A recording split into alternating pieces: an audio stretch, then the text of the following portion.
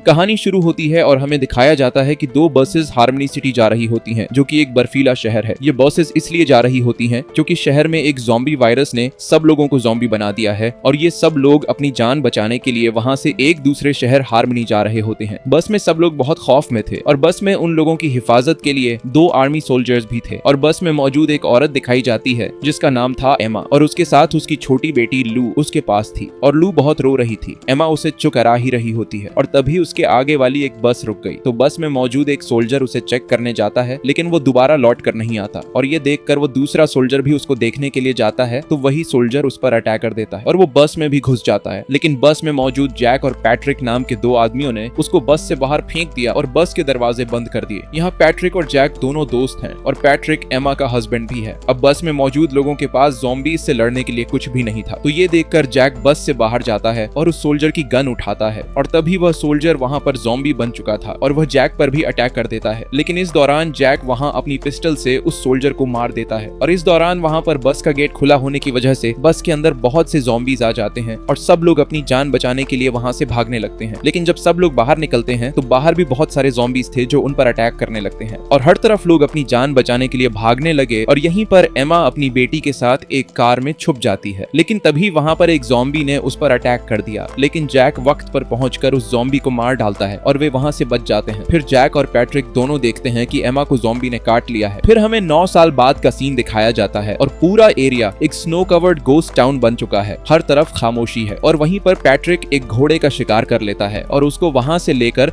अपने टाउन की तरफ बढ़ रहा होता है और यहाँ पर अब जैक के साथ लू रह रही होती है। लू अब एक 9 साल की लड़की है। जैक और पैट्रिक दोनों एक दूसरे के नेबर थे। लू को यह लगता है कि उसका फादर जैक है, लेकिन असल में उसका फादर पैट्रिक है। अब इधर पैट्रिक उस घोड़े के गोश्त से अपने लिए खाना बना रहा होता है और अपने डॉग के साथ दोनों खाना खाने लगते हैं। अब घर में पैट्रिक बिल्कुल अकेला होता है, जिसकी वजह से वो अपने रेडियो में खुद से ही बातें करता रहता था और दूसरी तरफ जैक और लू अपने घर में खुशी से रह रहे होते हैं और जैक अपने घर के लिए खाना अपने टाउन के पास एक छोटी सी शॉप से लेकर गुजारा करता है और जब सुबह होती है तो लू उस डॉग को, जो कि पैट्रिक का डॉग था, उसके लिए बिस्किट लाती है और उस डॉग के साथ खेलती है। अब जैक अपनी राइफल से वहां पर निशानेबाजी कर रहा होता है कि तभी लू उससे ये कहती है कि मैं भी ट्राई करूं, लेकिन लू को वह साफ साफ मना कर देता है। रात हो जाती है और जैक लू को एक बॉक्स देता है जिसमें उसकी माँ की पुरानी चीजें पड़ी होती हैं और ये सब देखकर वह बहुत खुश होती है और तभी वहां से उसे कुछ आवाज सुनाई देती है। असल में ये सॉन्ग उसकी बर्थडे का होता है, जो कि पैट्रिक ने अपने स्पीकर पर उसकी बर्थडे के लिए लगा दिया था और पैट्रिक ने लू के लिए एक केक भी बनाया था, लेकिन वह केक उसने अपने डॉग को दे दिया क्योंकि वह जानता था कि जैक उसे अपने घर नहीं आने देगा, इसलिए वह केक डॉग को खिला देता है। अब रात में जैक लू से कुछ बातें करता है और लू को ये बताता है कि जब तुम छोटी थी तो तुम्हारी मॉम इस दुनिया से चली गई। फिर लू जैक से ये भी पूछती है कि क्या ये मॉन्स्टर सच में होते हैं और जैक लू को ये बताता है कि सब मॉन्स्टर ठंड की वजह से मर गए हैं। और इसके बाद जैक और लू दोनों सो जाते हैं और रात में अचानक लू एक ख्वाब की वजह से उठ जाती है और तभी उसे बाहर एक ज़ॉम्बी दिखाई देता है, जिसकी वजह से वह बहुत डर जाती है और एक कोने पर छुप जाती है। और जब सुबह जब जैक लू को बेड पर नहीं देखता तो वह तुरंत सब घर में उसको ढूंढता है और तभी वह लू को एक बेड के नीचे छुपा देखता है। तो वह पूछता है कि तुम बेड के नीचे क्यों छुपी हुई हो? तो वह जैक को बताती है कि उसने रात को मॉन्स्टर देखा है। तो जैक ये कहता है कि वह एक सपना होगा क्योंकि सब मॉन्स्टर ठंड की वजह से मर चुके हैं और लू यह भी कहती है कि अगर मॉन्स्टर मर चुके हैं तो आप मुझे बाहर क्यों नहीं जाने देते और सब घर में लॉक क्यों लगा कर रखते हैं? इस पर जैक लू को कोई भी जवाब नहीं देता है और तभी लू उस डॉग को बिस्किट खिलाने जाती है तो तभी वह वहां पर पैट्रिक को देखती है और पैट्रिक उससे बातें करता है और तभी वहां पर जैक आ जाता है और वह पैट्रिक पर गुस्से होता है और कहता है कि तुम दूर रहो लू से और ये भी कहता है कि यहाँ से फौरन अपने डॉग को ले जाओ। फिर डॉग और पैट्रिक दोनों वहां से चले जाते हैं और एक शॉप पर जाते हैं जहाँ से पैट्रिक अपने लिए सामान लेता है और तभी उसे वहां पर एक फॉक्स दिखाई देता है जिसे एक ज़ॉम्बी खा रहा होता है तो वह तुरंत वहां से भागता है और इसी दौरान वहां वह एक पेड़ से टकरा जाता है और वह वहीं पर बेहोश हो जाता है और जब उसे होश आता है तो वह अपनी आंख खोलता है तो ज़ॉम्बी उसके ऊपर खड़ा होता है और दूसरी तरफ जब जैक लू को गन चलाना सिखा रहा होता है तो वह ज़ॉम्बी की फायर की आवाज सुनकर वहां से भाग जाता है और पैट्रिक तुरंत जैक को ज़ॉम्बी से बचने के लिए बताता है तो वह ज़ॉम्बी पैट्रिक पर दोबारा हमला कर देता है और जैक फौरन लू को अपने घर के अंदर जाने के लिए कहता है। फिर जैक उस ज़ॉम्बी पर फायर नहीं कर पाता जिसकी वजह से वो ज़ॉम्बी पैट्रिक को काट लेता है और तभी वहां पर पैट्रिक का डॉग आकर उस ज़ॉम्बी को उसके ऊपर से हटा देता है, लेकिन वो ज़ॉम्बी डॉग को वहीं पर मार देता है। तभी पैट्रिक उस ज़ॉम्बी पर फायर करता है जिससे वो वहां से भाग जाता है और दूसरी तरफ लू जैक से नाराज हो जाती है क्योंकि उसने उस ज़ॉम्बी पर फायर नहीं किया जिसकी वजह से वह डॉग मारा गया जिस डॉग से लू प्यार करती थी। पैट्रिक उस डॉग को अपने घर ले आता है और तभी वह देखता है कि उसे ज़ॉम्बी ने काट लिया है, तो वह अपने आप को गोली मारना चाहता था। तभी उसकी याद में आइमा आती है, जहाँ पर ज़ॉम्बी ने आइमा को इन्फेक्ट कर दिया था और इसीलिए पैट्रिक ने उसका हाथ काट दिया था, इसलिए वह अपने आप को मार नहीं सका। और तभी उसे रेडियो पर किसी की आवाज सुनाई देती है और एक आदमी उसे यह कहता है कि तुम कहाँ पर हो। आगे से पैट्रिक कहता है कि मैं हार्मनी में हूँ। फिर पैट्रिक उस आदमी को यह बताता है कि उसे उस ज़ॉम्बी ने काट लिया है। तो वह आगे से पूछता है कि तुम्हारी मदद किसी ने नहीं की। तो पैट्रिक बोलता है कि उस वक्त जैक वहाँ पर था। तो वह आदमी कहता है कि उसने ये गलती की है, जैक को यह नहीं करना चाहिए था। और सुबह हमें दिखाया जाता है कि जैक अपने घर के सभी दरवाजों को अच्छी तरह लकड़ियों से बंद कर रहा होता है। तभी वो देखता है कि पैट्रिक अभी तक ठीक है, वो अभी ज़ॉम्बी नहीं बना। तो ये देखकर उसे यकीन नहीं आता। अब लू जैक से जिद करती है कि उसे अपनी मॉम के लिए कुछ फूल चाहिए। तो जैक आगे से मना करता है कि हम बाहर नहीं जा सकते। तो लू कहती है कि मैं खुद ही ले आऊंगी। इसलिए जैक उसकी बात मान जाता है और वो उसके लिए फूल लेने चला जाता है। और रास्ते पर उसे पैट्रिक का गिरा हुआ गिफ्ट मिला, जो कि पैट्रिक ने लू के लिए लिया था। फिर जैक आगे निकल पड़ा और रास्ते में उसे एक सुनसान घर मिला जिसमें कोई भी नहीं था और उसे वहां से कुछ फूल मिल गए।